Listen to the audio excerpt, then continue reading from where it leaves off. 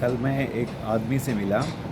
वो मतलब कब बहुत बहुत पैसे कमाए हैं। नियर अबाउट मुझे लगता है कि आराम से 50 करोड़ के आसपास तो पैसे कमाए होंगे। और अपने वो करीब करीब ज़्यादा उम्र भी नहीं हुए हैं, अच्छा खासा मतलब 57 58 होंगे मैक्सिमम आई कैन से। ठीक है।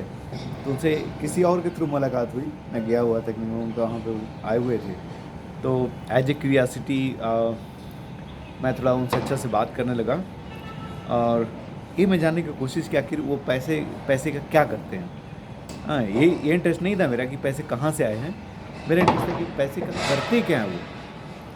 तो उन्होंने कि सर मतलब आपने तो ऐसे बहुत आपने बता रहे थे सर ये कि बहुत आपका अच्छा सा बड़ा लंबा चौड़ा काम धाम था और आपके बच्चे लोग अब आगे काम को बढ़ा रहे हैं। तो सर आप आपका मैंने कैसे होता है, कैसे अपने एसेट को आपने कैसे इतना कैसे किया है।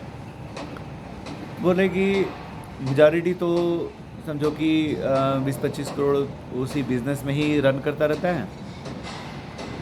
और बाकी लैंड हमारे पास बहुत हमने लिया।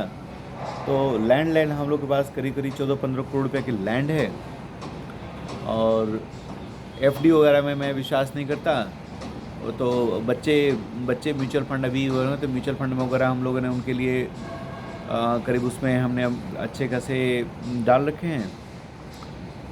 तो नेट नेट मुझे यही समझ में आया कि मेजॉरिटी जो पैसा है, जो भी वो 50 करोड़ की बात कर रहे हैं, वो ना कहीं लॉक है।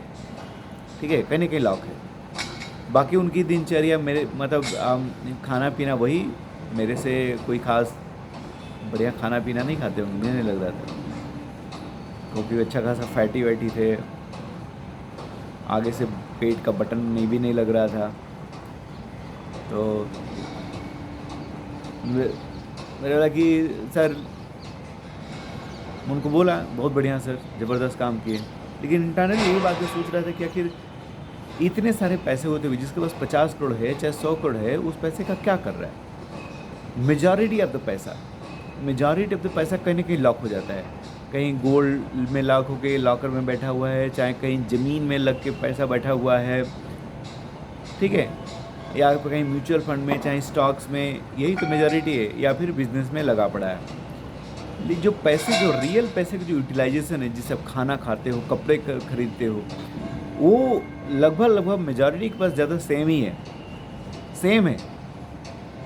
उनसे मेरे को कहीं कम नहीं दिखा कि मैं क्या कम यूज़ करता हूँ। हाँ, मैं मतलब वही उनको उनका सेहत देख के मुझे लगा कि नहीं, पक्का इनकी जो दिनचर्या है उसमें कहीं वो जिम नहीं जाते होंगे, कहीं दौड़ने नहीं जाते होंगे, खाना पीना भी कुछ ऐसा कुछ बेस्ट नहीं खाते होंगे, जंक ही खाते होंगे। नहीं तो इतना बेली पितना, बेली के ऊपर से ऐसे दिख रही थी उनकी, नेवल दिख रहा था भाई साहब का, दो बटन नहीं लगे हुए थे। तो नेट नेट मैं ये कहना चाहता हूँ कि आपके पास कितने भी एसेट हो जाएं, ठीक है, एसेट कितने भी हो जाएं, आपका जो एसेट का जो रियल में जो यूटिलाइजेशन है लाइफ के लिए, जो लाइफ के लिए जो यूटिलाइजेशन है, वो बड़ा ही लिमिटेड है, बहुत ही ज़्यादा लिमिटेड है। आप वही 6 फुट वाले बेड पे सोओगे, आप वही रोटी सब्जी फ्रूट्स वगैरह दूध खाओगे। ठीक है। तो एक आपके पास एक एवरेज इनकम है ना, उससे जो आप मैनेज कर रहे हो वो एनफ है। आप इसमें मत देखो कि किसके पास कितने एसेट खड़े हुए। एसेट खड़े हो गए लेकिन वो खड़े ही हैं, वो खड़े ही रहेंगे।